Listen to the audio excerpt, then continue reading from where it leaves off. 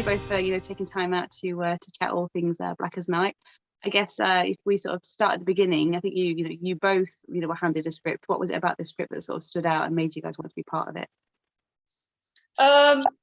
Go ahead. I was just gonna say, for me, it looked really fun. It was something that I had never done before, but it also tackled really important themes in like not a preachy way. It just kind of like snuck in there, and I thought that was really smart and cool, and just something that I would love to be a part of. For me, I've always dreamt of making a Blumhouse movie. So when they sent me the script and after I read it, I was like, not only is this a Blumhouse movie, it has so many amazing themes and concepts that really connected to me. I had never seen a Black female lead be so badass and be able to, fulfill my dreams of making a horror film about vampires. So there's just so many. Every single part about it just ticked every box that was like, okay, this is my bucket list to make. And so, yeah, everything about it really brought me into it. There was nothing that I was like, okay, like warm tempered about. I'm like, this is part of who I am and what I want to be in the world. So, yeah. I mean, first time feature as well. So that's got to be, a dream Blumhouse right there from the get-go. Yeah, this is actually my second feature. My first feature has not been released yet, unfortunately, but this is my first full-length feature to be released, which is amazing. I mean, I guess, Asjha, what was it about, Shawna that really spoke to you? Oh my gosh. I mean, everything that had to deal with colorism.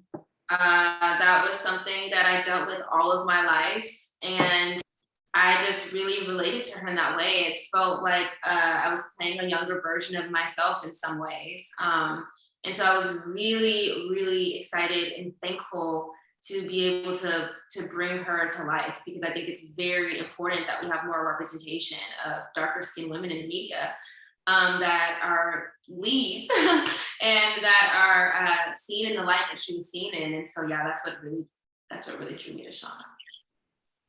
I mean, that's what is so great about, about this film. It's on the surface, it's hip, fun, sort of teen vampire sort of comedy, but then, it does also deal with so many issues and themes that are sort of, unfortunately swept under the carpet. So I'm guessing, for you both, it was really important that, not only that these, themes were, dealt with, but they are so integral to the plot, because it's not just a comment about colorism. It is a big part of her character. It is, yeah. A big part of her growth and her loving herself and her finding it within. Yeah, I do feel like this is such a huge validation of what I feel like, exactly what you said, of people being swept under the rug, not being seen, and killed off within the first 5 minutes. And now we have this film as, Shawna's the lead. It's her story. We're exploring the world through her eyes. And what a huge validation that is for all women and women of color who have always felt like they're an accessory. So to be able to find that inner strength and beauty and say, like, you are beautiful and perfect just the way that you are, is such a huge message to put out in the world. And I'm just so honored that, like, I get to be a part of that message, Yeah.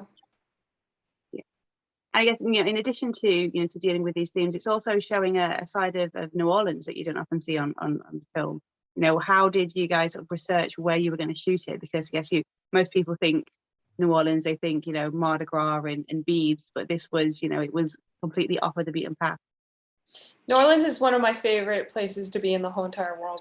I've been there a few times, and I've always said, like, I want to have a house there. But to have this story that takes place in such a, there's so much history. Even the mansion that we are shooting at is hundreds of years old. It used to be a plantation. Some of the photos that you see within the movie are the actual pictures of how it used to look, and it's changed quite significantly. But in the context of the story, it really made so much sense and was also just perfect aligning for it. So, like, you get all of this traumatic history that's happened within New Orleans, and we're able to take that and be surrounded in it and express it through the story.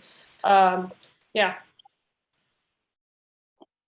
And Asjha, it's quite an action heavy role. You're a vampire slayer essentially. How was the stunt work? How much were you involved with?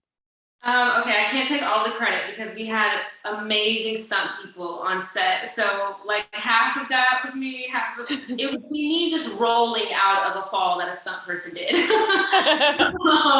But all the running was me. Maybe some of the running. No, it was a lot of energy. It was a lot of energy, but it was fun. It was something that I had never done before, you know? So it was like, it was a stretch for me and it was really cool. And it was a workout and I got to stay fit. But yeah, that's mostly what it was. I had a lot of adrenaline going during that time because we were shooting fast, like we were going through it. So it was really easy. I wasn't having to like work myself up every single day.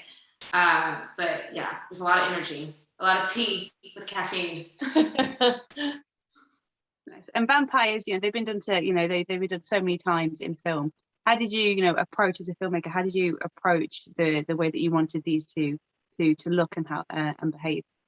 Well, the great thing about the script is Sherman Payne wrote in a lot of things that separated the lore from every single other vampire story. You know, it's never been told in this way. You know, the tribes within the vampire world are completely different and something we haven't seen before. And so that kind of gave me a lot of permission into the way that they looked, including the eyes and the nails and the teeth. They were all custom made. Every single lens was hand painted. And so Jessica with Veiled Optics, she's one of two people in the whole wide world who can do that, who can hand paint lenses, because it's a process that needs to be safe.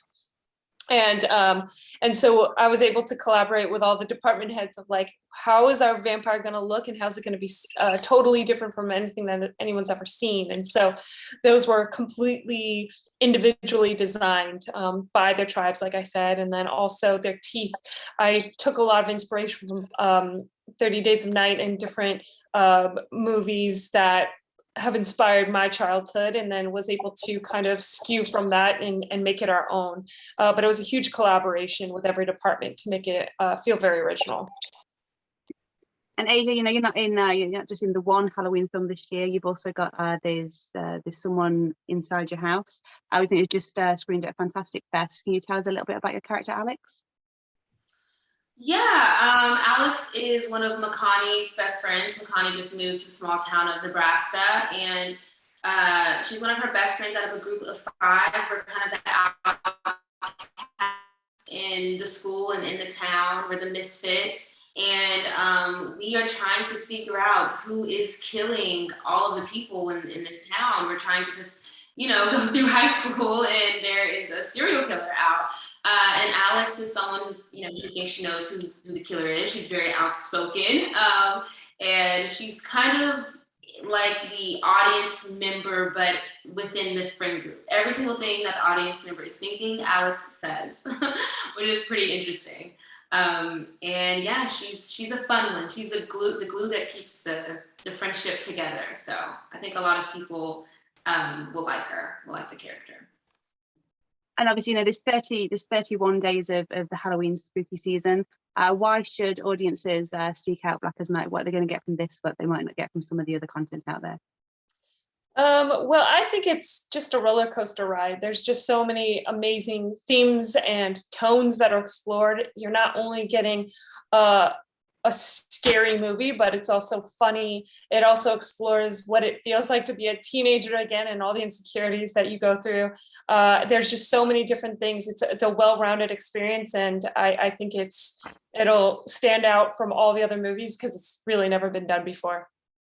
Mm-hmm. And I think it's a really fun movie. Like it's scary, it's a horror film, but it's fun. It's what I miss about like going to the movies and just escaping in a way. And I feel like you really feel like you're in New Orleans. You really feel like you're in this world and with these friends, you know, running away from these vampires, and you just have a good time. Well, I'm going to hope that everybody, you know, takes a chance on this film this spooky season. I wish you guys the best of luck, and thank you so much for speaking with me. Thank you so much.